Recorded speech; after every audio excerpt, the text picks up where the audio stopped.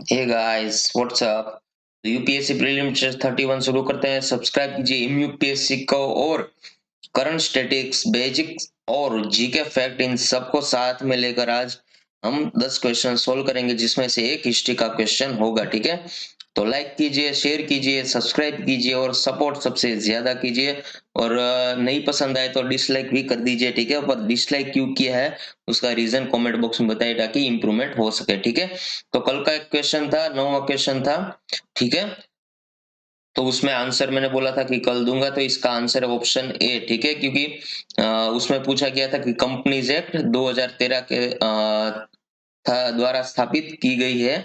ठीक है, तो दो कंपनीज एक्ट 2013 के द्वारा एनपीसीआई स्थापित की गई है, उसमें कुछ और ही ईयर लिखा था। ठीक है, तो वो करेक्ट कर लीजिएगा। ठीक है, अब आइए देखते हैं पहला क्वेश्चन आज का। देखिए, सरदार सरोवर जल विद्युत परियोजना के संदर्भ में निम्नलिखित कथनों पर विचार कीजिए। तो इसके अंतर्गत साबरमती नदी पर एक गुरुत्वाकर्षण बांध बनाया गया है।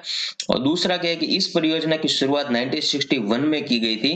तो कौन सा कथन सही है? केवल एक, केवल दो, एक और दो, और नहीं एक और नहीं दो। तो वीडियो को जल्दी से पॉज कीजिए और अपना आंसर कमेंट बॉक्स में दीजिए। ठीक है, देखिए इसका आंसर है ऑप्शन बी। क्यों? क्योंकि साबरमती नदी नहीं है, गुजरात में जो नर्मदा नदी है उसमें ये गुरुत्वाकर्षण बांध बनाया गया है। ठीक है, ये है, देखिए ये है सरदार सरोवर डैम। ठीक है, बहुत बढ़िया है। तो भी टाइम मिले तो घूमने जाइएगा। ठीक है, देखिए अब एनालिसिस कर लेते हैं। देखिए देखिए ये सरदार सरोवर बांध के लिए गतिशील प्रकाश का उद्घाटन किया गया है हाल ही में। आगे की फिगर में देखते हैं डायनेमिक लाइटिंग। ठीक है, ठीक है, सरदार सरोवर बांध है गुजरात में जो नवागाम है उसके पास केवड़िया में जो नर्मदा नदी पर बनाए गुरुत्वाकर्षण बांध है, ये हमने देख लिया। अब देखिए इस बांध से जो उत्पादित होने वाली जो जल विद्युत है उसकी आपूर्ति 4 राज्यों में की जाएगी, गुजरात, मध्य प्रदेश, महाराष्ट्र और राजस्थान। ठीक है, तो याद रखने वाली बात ये है। ठीक है, अब इस परियोजना की आधारशिला तत्कालीन प्रधानमंत्री जो नवा जवाहरलाल नेहरू है उसके द्वारा 5 अप्रैल 1961 को की गई थी। इंपॉर्टेंट है, प्राइम मिनिस्टर याद रखना, क्योंकि 2019, 2020 और 2018 में प्राइम मिनिस्टर से रिलेटेड क्वेश्चन आ गया है। ठीक है, आई थिंक 2019 में भी इंदिरा गांधी संपत्ति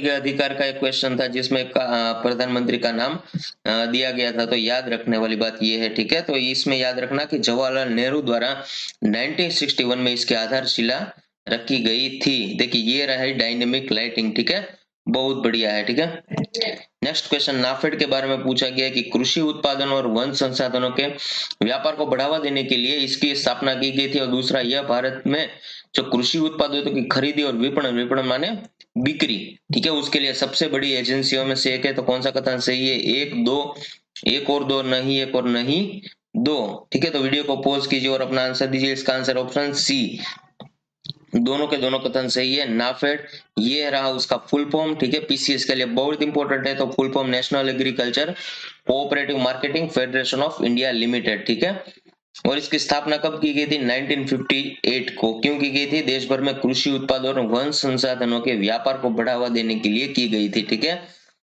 और ये बहुराज्य सहकारी समिति है, उसके अधिनियम के तहत पंजीकृत है। याद रखने वाली बात ये भी है। ठीक है, देखिए भारत में जो कृषि उत्पाद की खरीदी और विपणन की सबसे बड़ी एजेंसियों में से नाफेड एक है। ठीक है, इसका हेडक्वार्टर कहाँ है? दिल्ली में है। और इसके 4 क्षेत्रीय कार्यालय कहाँ पर है? दिल्ली, मुंबई, चेन्नई और कोलकाता है। ठीक है, और देश के 28 से जो राजधानी है, राज्यों की राजधानी, उसमें 28 क्षेत्रीय कार्यकाल है। ठीक है, देखिए भारत सरकार या अन्य सहकारी एजेंसियों की योजनाओं के तहत कृषि और अन्य वस्तुएं के आयात और निर्यात और अंतरराज्यीय यानी कि 2 राज्यों के बीच में व्यापार के लिए एक एजेंसी के रूप में कार्य करना और इन गतिविधियों को सुविधाजनक बनाने के लिए देश में शाखा है और उप कार्यालय खोलना और एजेंटों की नियुक्ति करना। ठीक है, नाफेड के बारे में है। और जो वेयरिंग हाउस एक्ट के तहत स्वयं के गोदाम, कोल्ड स्टोरेज का निर्माण तथा इसके लिए विदेशी एजेंसियों से सहयोग प्राप्त करना, ये भी उसका काम है। तीसरा क्या है कि बीमा एजेंट के रूप में कार्य करना और परामर्श कार्य करना है। ठीक है, तो याद, ये दोनों याद रखना। और इसमें जो इसका हेडक्वार्टर है वो, और अधिनियम किस अधिनियम के तहत पंजीकृत की गई और इसका फुल फॉर्म, और 1958 में, ठीक है। तो ये याद रखने वाली बात है, बहुत इंपॉर्टेंट क्वेश्चन बन जाता है क्योंकि एग्रीकल्चर से रिलेटेड यूपीएससी बहुत फोकस कर रही है, ठीक है। अब कौन सा कथन सही नहीं है, तीसरा क्वेश्चन देखिए, कटाई के बाद जो शेष बचे फसल के अवशिष्ट को स्टबल कहा जाता है। दूसरा क्या है कि स्टबल जलाने से नाइट्रोजन ऑक्साइड NO2 और कार्बन मोनोऑक्साइड सहित कई अन्य हानिकारक गैस निकलती है। तीसरा क्या है कि स्टबल बर्निंग का जो मिट्टी की उर्वरकता है उस पर प्रतिकूल प्रभाव पड़ता है। चौथा क्या है कि स्टबल बर्निंग भूजल स्तर को बढ़ाता है। तो लॉजिक क्वेश्चन है, 110% इजी क्वेश्चन है, ठीक है। आप ध्यान से पढ़िएगा, 2 बार पढ़िएगा तो आराम से आ जाएगा। इसका आंसर है देखिए ऑप्शन 4, ये गलत है क्योंकि भूजल स्तर बढ़ता नहीं है, कम होता है। देखिए ये रही स्टेबल बर्निंग, ठीक है, ये जलाते हैं, ठीक है, जो खेती होने के बाद अवशेष जो बचता है।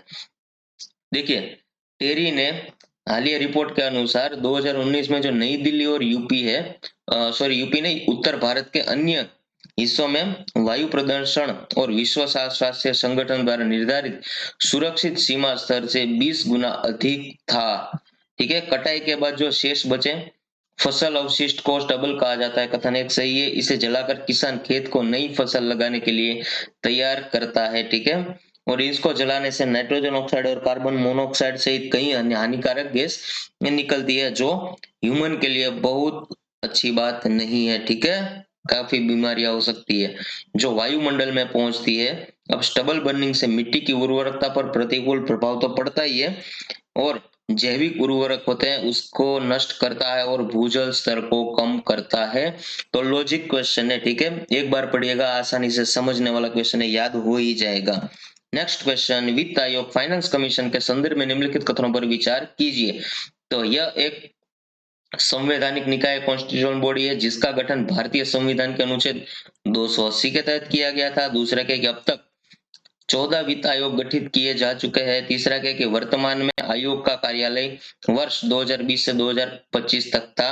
तो ठीक है, अगर आप हर रोज अपडेट होते रहेंगे तो इसका आंसर आपको आसानी से आ जाएगा, ठीक है। तो कौन सा कथन सही नहीं है, 1, 2, 3 या फिर उपयुक्त में से कोई भी नहीं। तो वीडियो को पॉज कीजिए और जल्दी से जल्दी अपना आंसर दीजिए। देखिए इसका आंसर ऑप्शन बी, यानी कि 14 वित्त आयोग गठित किए जा चुके हैं, गलत है।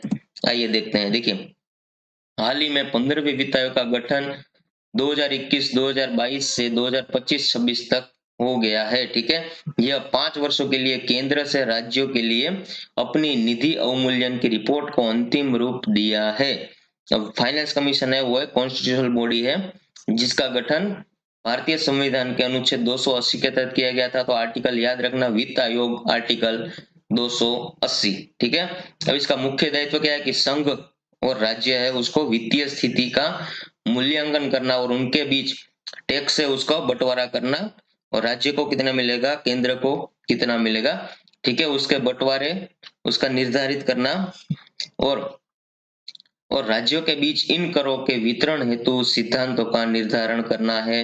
प्रथम वित्त आयोग 1951 में गठित किया गया था और अब तक 15 वित्त आयोग है, फाइनेंस कमीशन है वो गठित किए जा चुके हैं, ठीक है। 2017 को 15वें वित्त आयोग के गठन को मंजूरी प्रदान की गई थी जिसका कार्यालय 2020 से 2025 तक है। और एनके सिंह 15वें वित्त आयोग के अध्यक्ष है, बीसीएस के लिए इंपॉर्टेंट है एनके सिंह, ठीक है, और 15वें वित्त आयोग, ठीक है, ये इंपॉर्टेंट है।